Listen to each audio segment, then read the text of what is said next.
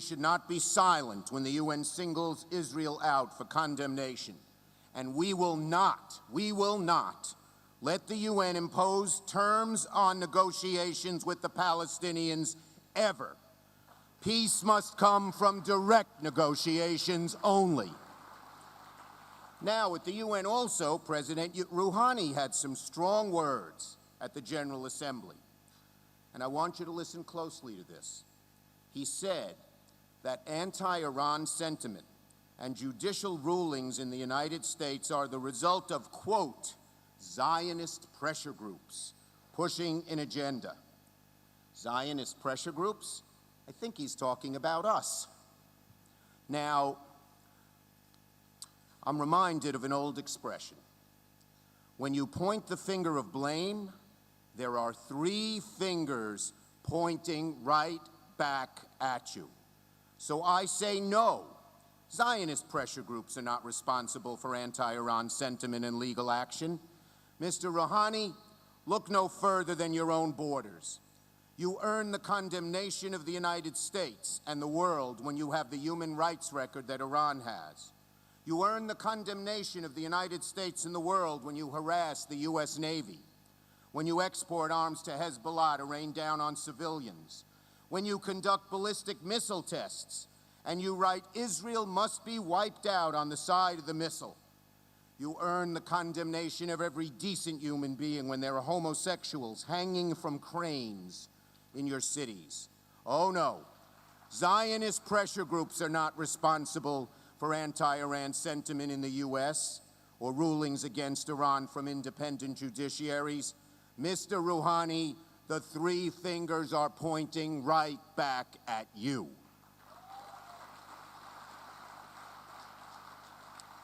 We must watch Israel like a hawk. As you all know, I voted against the Iran nuclear agreement, and I have not regretted that vote a single day since.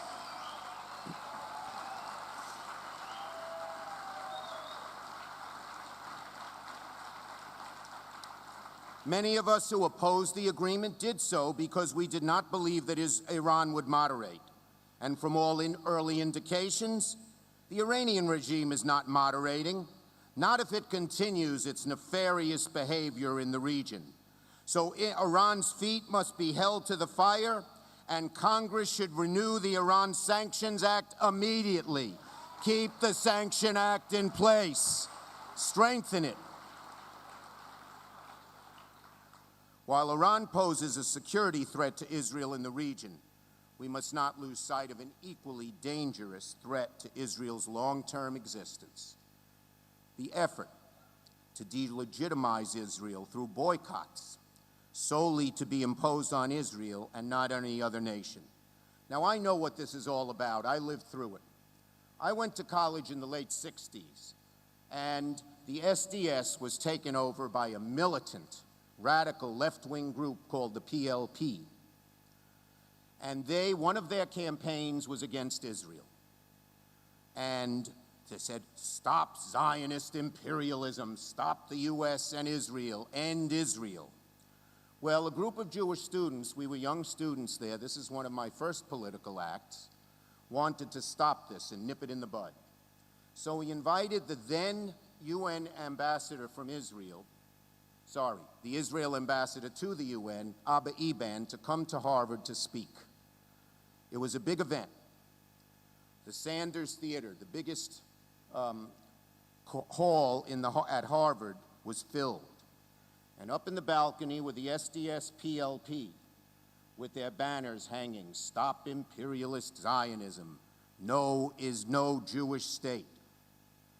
Abba Eban gave a speech, and then he pointed to them in the balcony. He said, now I want to, he said this Etonian tones, not with a Brooklyn accent like I am. He said, now I want to talk to you up there in the balcony. You know, we Jews are used to the fact that what was good for everyone else was not good for us. The Jew could not be a farmer while everyone else could farm. The Jew could not live in Moscow while everyone else could. The Jew could not do this or do that. He said, We have a word for that. It is called anti-Semitism. And let me tell you, he said to them, when a new nation, a new people gain their independence, you applaud it. When the Zimbabweans gain their independence, or the Sri Lankans or the Paraguayans get their independence, you applaud it. There is only one people you do not applaud when they get their independence: the Jewish people. You, he said, are anti-Semites, and I accuse you of that. The SDS PLP was so humiliated, they picked up their banners, quietly walked out of the room, and while they did many of their other radical activities, they never attacked Israel again. Now, I believe we have a very similar situation today with the BDS movement.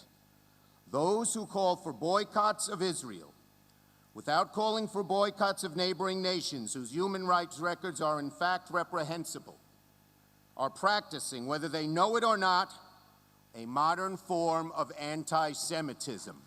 The BDO movement fosters anti-Semitism. Too many leaders of the BDS movement here in America use the boycott to pursue one goal. We know their real goal.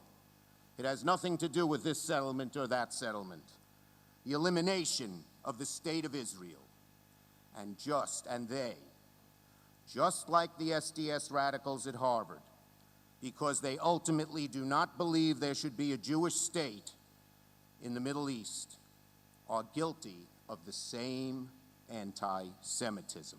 We need to make that argument loudly and strongly and go against the BDS movement and call it for what it is, an anti-Semitic, not just an anti-Israel movement. Now, in my home state of New York, and I've just heard California has done the same thing,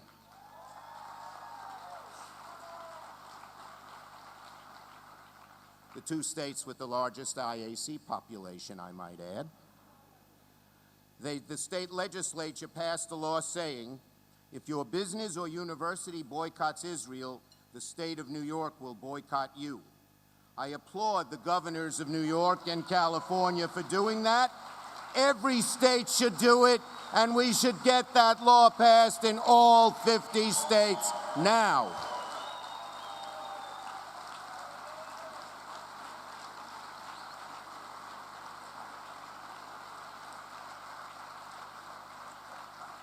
Thank you for standing. It gives me a chance to drink some more water. But the BDS movement in America, my friends, is only a degree of strength compared to the movement in Europe. Europe has shown how anti-Israel and anti-Semitic the BDS movement really is. Far-right parties are experiencing a rebirth, and far-left parties in Israel, like the Labor Party under Corbyn, are increasingly anti-Israel. Terrorism and violence against Jews is on the rise, from vandalizing synagogues to the horrible attack on a Jewish grocery in Paris. It is no wonder that last year, France, home to the largest Jewish population in Europe, set a record for migration of their Jewish population to Israel. Unfortunately, anti-Semitism seems to be in far too many European homes. When we look at foreign policy, we must remember one thing, as I have. The Jewish people can never put the fate of Israel in the hands of Europe in any way.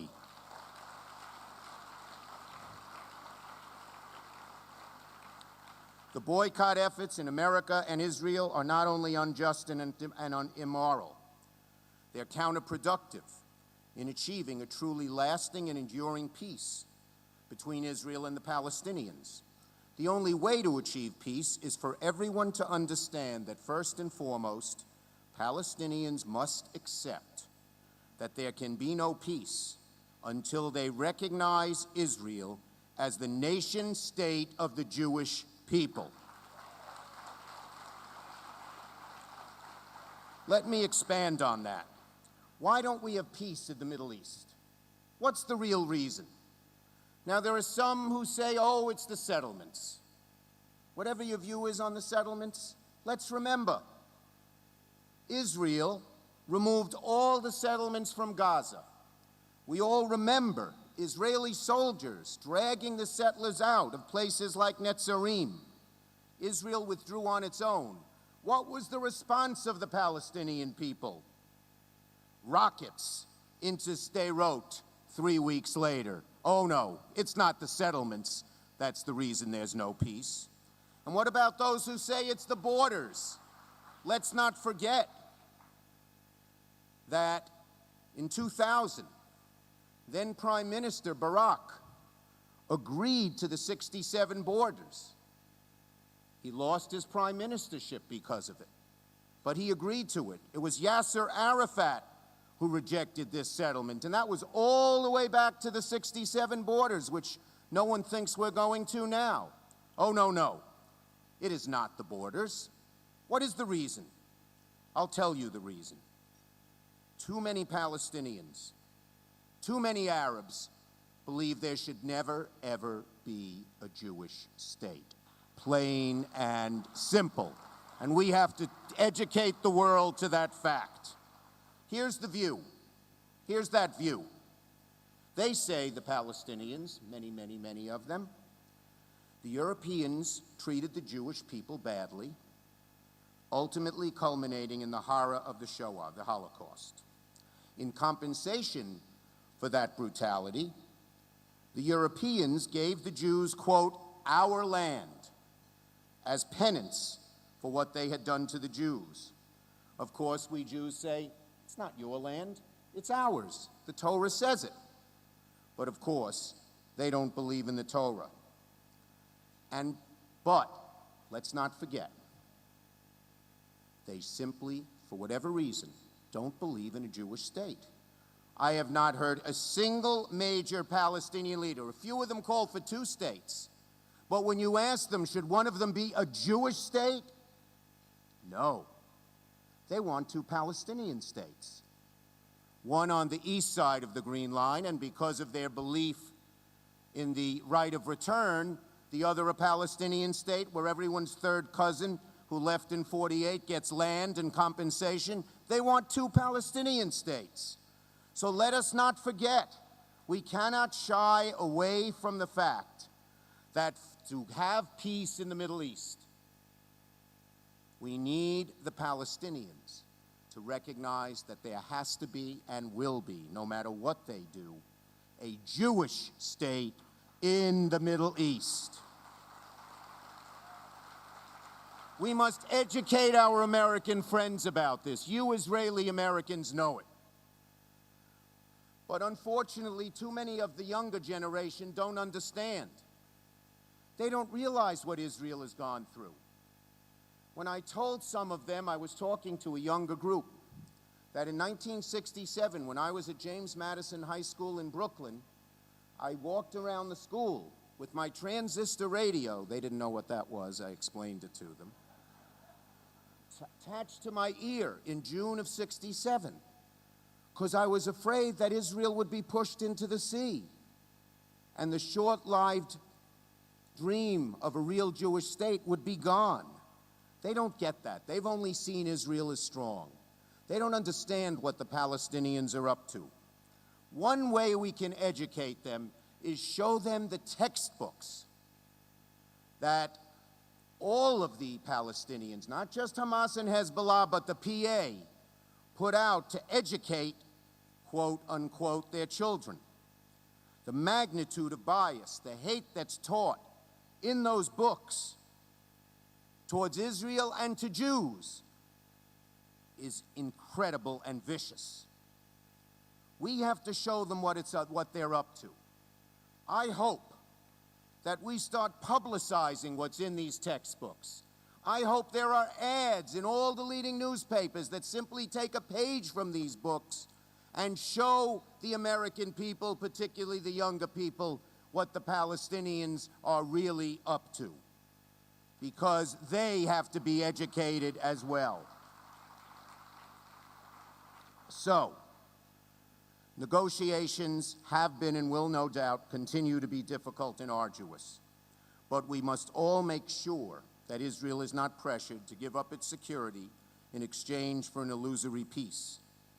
And I say to the Palestinian leadership, negotiations are the only way you will realize your own state. War didn't give you a state. Terrorism didn't give you a state. The United Nations won't give you a state. Boycotting Israel will not give you a state. And you will never, as long as we are here, break the strong bond between Israel and America. That won't give you a state either. Palestinians, you need to sit down with the Prime Minister of Israel, who has said he will meet with you anytime, anywhere, and engage in a serious give and take of negotiations. You must understand that coexistence with Israel is the only way to bring peace, prosperity, and well-being to that corner of the world that every people wants. In closing, let me say, Israel's role in the world has never been more prominent or more necessary than it is today. That's why while we are always looking forward and optimistic about the future, we are also forever watchful and mindful of the unique threats to the Jewish state. I know for each of us, particularly for this group, the nation of Israel, Eretz Zevach Udavash, a land of milk and honey, holds a special place in our heart. I remember vividly the first time I visited Israel. It was long ago, in the mid-60s. It was before the new highway between the airport and Yerushalayim was built. It was an old road. And at one point, you turned the corner, and it was dusk. And I saw the sun setting on that holy city, and my hair stood on edge for hours. It was an amazing sight. It was a sight that instilled in my heart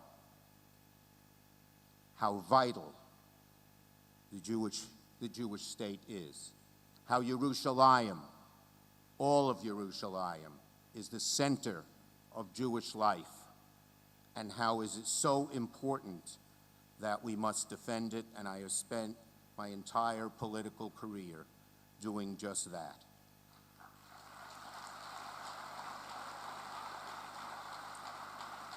In some small way, every one of you can tell that story, one way or another. And it explains our bond with Israel and why we considered our mission to keep the bonds between Israel and the United States as strong as they can possibly be. Let that mission continue to inspire, motivate, and drive our collective efforts as long as we are here. Am Yisrael Chai in America and in Eretz Yisrael. Thank you, and Lashana Tova to all of you.